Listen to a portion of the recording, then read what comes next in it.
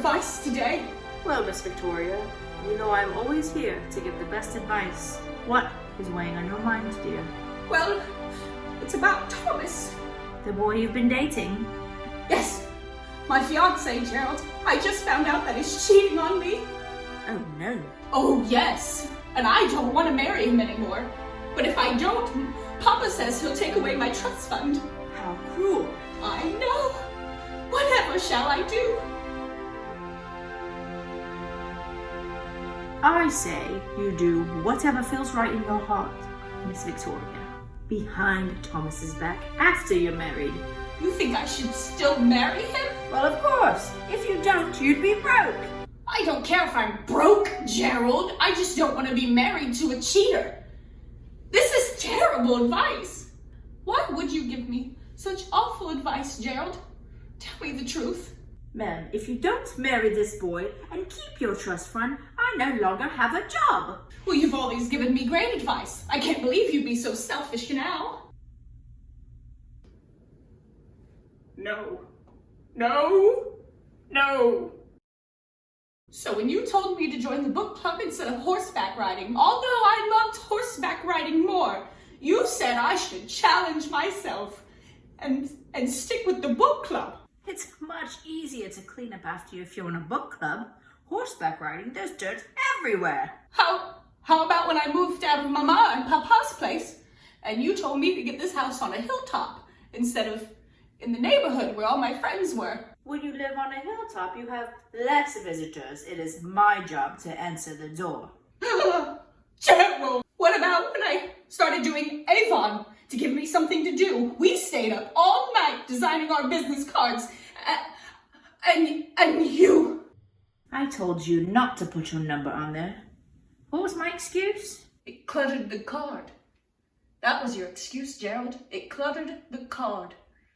I never made one sell. And I never had to answer the phone, Miss Victoria.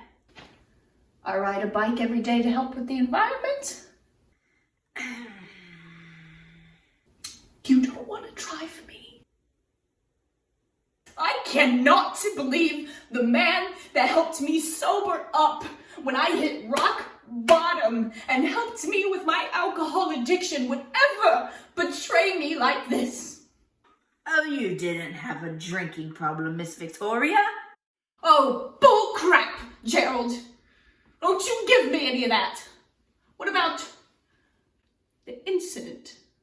So you tripped on the rug after one wine cooler. I hardly call that an incident. You would have tripped over the rug whether you drank a Seagram's Jamaican Me Crazy that night or not. It's just easier for me to pour you a glass of apple juice versus making a martini.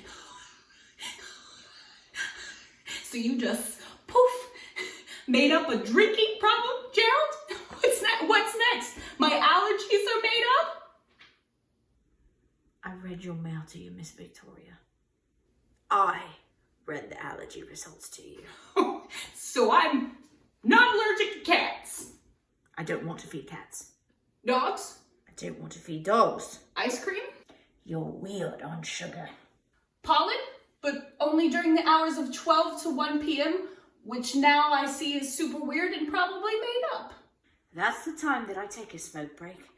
I just don't want you outside. Cooked food? Yeah, you don't want to cook for me. Gerald, I've been eating raw carrots for dinner for the past 2 years. Just raw carrots on a plate for 2 years. That's been my dinner every night. I'm sorry? Latex. I never told you latex was an allergy that you had. You're right. Thomas told me that one. That wasn't you. That was Thomas. Okay. Oh, ma'am, listen, you're not allergic to latex. Thomas is No, just... no. That is enough, Gerald. I've taken your advice my whole life. I don't know anything different than taking your advice, but now I find out that you have only been giving me said advice for your own benefit.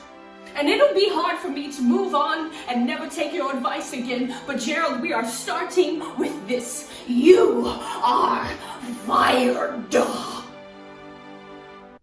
I'd advise against that.